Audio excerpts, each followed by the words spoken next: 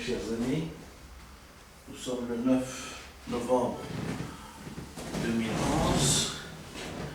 J'ai décidé de commenter une émission de télévision que j'ai vue la veille, Mamba Siesi, où on a amené 4 députés, nouveaux élus à l'Assemblée constituante. Ça m'a fait plaisir parce que il y avait de la liberté d'expression, chacun avait des idées à émettre sur la table. Un nouveau arrivé, un jeune, qu'on a essayé d'intimider par tous les moyens pour le mettre, le pauvre, dans ses petites chaussures pour qu'il ne puisse pas exposer son projet et exposer ses aspirations politiques et les aspirations de ceux qui l'ont élu. C'est déjà du non-respect. J'ai voulu donner une note globale. Elle est bien en deçà de ce qui a été avant les membres de la CS. Pourquoi? Parce que j'ai comme l'impression que certaines personnes qui ont été élues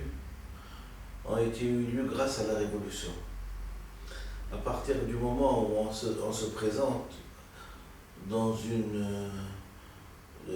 une assemblée constituante qui est post-révolutionnaire, il est tout à fait normal que les principes de la Révolution guident les personnes qui se sont fait élire. Les principes de la Révolution sont simples à dire, et ils ont été énoncés par Che Guevara. C'est un véritable révolutionnaire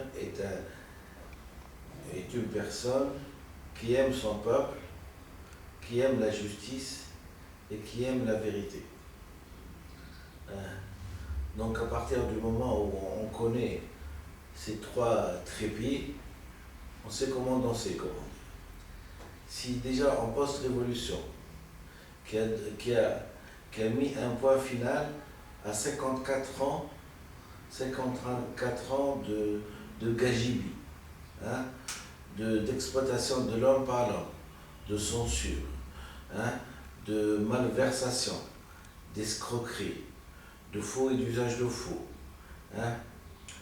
et qu'on arrive enfin à faire une révolution, que cette révolution-là est en train d'être regardée par tout le monde.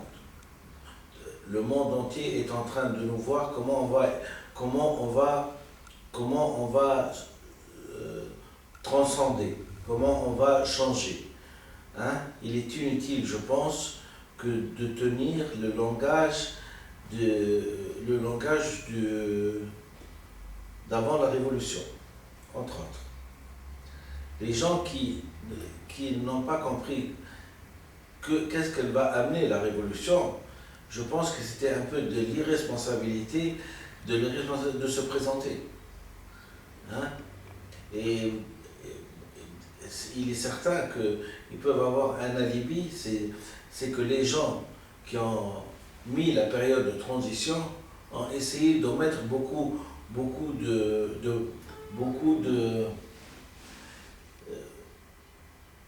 d'aspirations et les véritables buts de la Révolution. Les véritables buts de la Révolution jusqu'à maintenant n'ont pas été dites. C'est de civiliser un peuple. Et quand on veut civiliser un peuple, il faut parfois avoir certaines définitions que j'ai déjà mis sur YouTube, à savoir qu'est-ce qu'un primitif et qu'est-ce qu'un civilisé. Donc nous aspirons à un haut degré de civilisation. À partir du moment où on est prêt pour faire le bon, il n'y a plus de mots tabous. Les mots tabous, si les gens n'ont pas encore le courage de dire, et le savent tous, de dire qu'est-ce qu'on voudrait, que cherche la révolution, ils n'ont pas le droit de citer et le droit d'apparaître devant la télévision. hein, le manque de courage, hein, le manque de courage et la natation en eau trouble n'est pas digne d'un véritable révolutionnaire. Donc la première chose qu'il faudrait peut-être dire, d'abord que quand on arrive à l'Assemblée constituante, hein, pour peu qu'on n'a pas été mis au courant des véritables buts de la révolution, il faudrait peut-être, hein, demander que cherche cette révolution et qu'est-ce qu'elle va amener comme changement. Et sur YouTube, j'invite beaucoup de gens à bien lire mes vidéos, ils comprendront tout le secret que j'ai à leur dire, hein, sur YouTube. Donc il est inutile, je pense, de faire ce qu'on appelle, et ce que j'ai appelé avant, un pas en avant et 10 pas en arrière. Au moins que quand on gagne une marche, hein, on n'essaie pas d'aspirer à rétrograder rapidement. Donc la discussion de membres CIS, il y a avant, la dernière, était beaucoup plus bénéfique pour la population. Parce qu'elle donnait des aspirations, elle répondait aux aspirations de liberté du peuple, elle répondait à un nouveau changement, hein, elle répondait à beaucoup d'attentes du peuple qui veulent changer, qui veulent se civiliser, qui veulent coûte que coûte, ne serait-ce que pas changer une langue. Et alors, hein, et si les Tunisiens se remettaient à parler en français, est-ce que ça serait,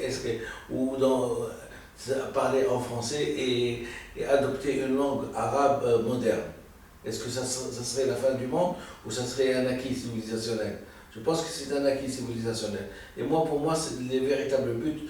Hein, si j'ai un jour à jouer un rôle dans ceci, je n'irai pas par 46 000 chemins. Je démontrerai d'abord, scientifiquement, puisque c'est une révolution qui est scientifique, et j'ai bien dit qu'une grande œuvre ne sera pas faite par la démocratie, mais par la science. La grande œuvre sera faite non pas par la démocratie, mais par la science. On en veut pour preuve que toutes les idées qui peuvent jaillir d'un parlement et d'une population, elles sont bien, mais elles sont tributaires d'abord de principes généraux scientifiques. Les principes généraux scientifiques, c'est un individu qui peut les avoir et non pas une population. Et on a bien vu 42 ans, hein, ou 50, je sais pas, 30 et 23, ça fait 53 ans ou 54 ans, pataugés. Pourquoi? Parce qu'on n'a pas trouvé la personne qui sait, qui connaît. Savoir, c'est avoir. Mon savoir, c'est avoir, c'est mon avoir. Hein? On a été guidé par des gens qui n'ont pas la capacité intellectuelle et ni le savoir, ni les connaissances pour pouvoir diriger. Malgré ça, j'en ai parlé dans une ancienne vidéo, ils ont fait ce qu'on appelle pendant 54 ans, c'était des gels. C'est-à-dire ils racontaient n'importe quoi, hein, pourvu que leurs lèvres bouchaient et qu'ils émettaient des sons. Donc, avant donc de parler, avant donc d'écrire, commencez à penser. Qui s'énonce bien, c'est clair, qui s'énonce clairement. Ah, c'est ce truc.